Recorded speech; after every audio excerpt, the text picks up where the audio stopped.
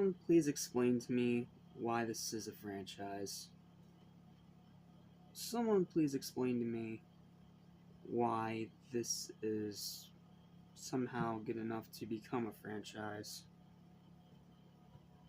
Because I don't see the movie that you do very clearly. Look, I understand this movie's not really my genre. I'm not a sci-fi guy. It's never been my thing. But I've enjoyed my fair share of sci-fi every now and then. I love Aliens. I love Predator. I love science fiction when it's done right. Problem is, a lot of it is just so generic and so lackluster. I don't really know how to even explain it to you in a sentence without sounding dumb. So, I don't know on this one, man. I really don't. I don't see what everyone else clearly sees. I don't see this as a classic. I see this as a gigantic waste of time that offended my eyes more than anything. So this review is going to be short, and this review is very, very late. As is all three of these reviews that you're about to get. So, yep. Welcome back to Animation Station. Welcome to my review of Tron. It sucks. This movie was so hard to get through because it was so hard to look at. This has some of the worst CGI digital keying effects that I have ever seen in my life. And you may say, well, go easy on it, because it's from the 80s. This is before Jurassic Park revolutionized CGI. You're mostly true on that occasion. But I'm sure even in the 80s, there was better CGI than this. And I get it, it's supposed to look fake because it's supposed to be like a video game world or something. But that excuse only gets you so far. It gets later to a point where you just completely and utterly question anything and everything around you. And that is what this movie is to me. A giant question mark of why it even exists outside of money. It has an interesting idea, but the problem is they didn't try to execute it at all. And I get that this was before Disney became the absolute joke that it is now. But even for back then, this is bad. And it sucks to say that because I usually love these old vintage movies for both their flaws and their strengths. But this one, I could barely even finish it, man. My eyes were being assaulted by some of the most horrible crap that I have ever been seen in any feature film ever. It is so hard to look at. And I'm sure even for back then, it was really bottom of the barrel. So how it became a renowned classic is beyond me, but again, not a sci-fi guy, so maybe it's just not my genre. Personally, I think this movie's terrible, and I'm going to give you my full explanation for why. Here we go. I'm probably about to make a lot of people angry, and I still respect your opinion if you disagree with me, but I can't lie about my thoughts either, and this was a first-time watch. So there's zero influence of nostalgia here.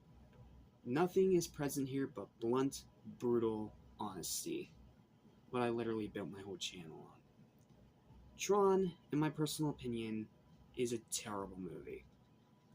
Sure, it has an interesting premise, creative designs, and an undeniable amount of ambition, especially for its time. But it's completely ruined by bland characters. Could not remember a single one of them. Flat acting, even sadly from Jeff Bridges as much as I like him. Sleep-inducing storytelling, one of the most boring plots I have seen in any film in a while. Painful pacing, this movie is so unbelievably slow because so much of it is wasted on people sitting around talking or having one very brief, horrible-looking action scene or watching people type on a keyboard. That's literally the three scenes that encompass this movie. And those 3 scenes are all bad in multiple different ways. Runtime that feels twice as long as it actually is. Like, this movie's supposedly like about 90 minutes or so, but God, it does not feel like that at all. It feels like it's 3 hours because it's so dragged out and boring. Zero rewatchability, and even for the 80s, some of the most atrocious CGI effects that I've ever seen. Constantly turning what's supposed to be a thrilling action scene, like, the speeder bikes that can kill each other with their trails, into an overindulgent eyesore that becomes borderline impossible to even watch. I'm sure that there were even video games in the 80s that looked better than this.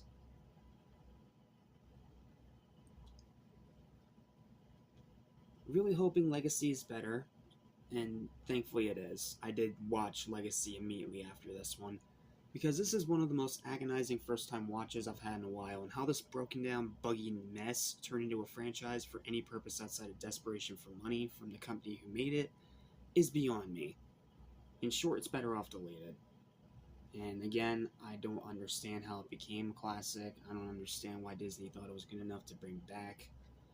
It's just a piece of crap. And again, I know it's probably just because it's not my genre. But I've liked a fair share of sci-fi movies, even if they aren't really my thing. But this sure as hell ain't one of them.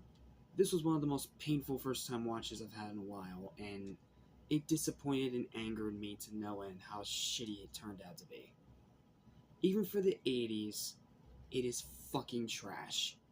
And that is why its final verdict, in my opinion, is a 2 out of 10. I give it a little bit of leeway for its interesting premise and its creative designs. But everything else about this movie is complete and utter garbage. Pretty much nothing more than a virus affecting the system that needs to be cleaned immediately. Garbage movie. Absolute garbage movie that is literally impossible to watch because it is so hard to look at. Like, the effects in this movie are so shit that I was constantly getting a headache trying to even look at it. Like, it's an awful movie. It sucked in the 80s and it sucks now. Piece of garbage. Don't watch it. Just pretend it doesn't exist.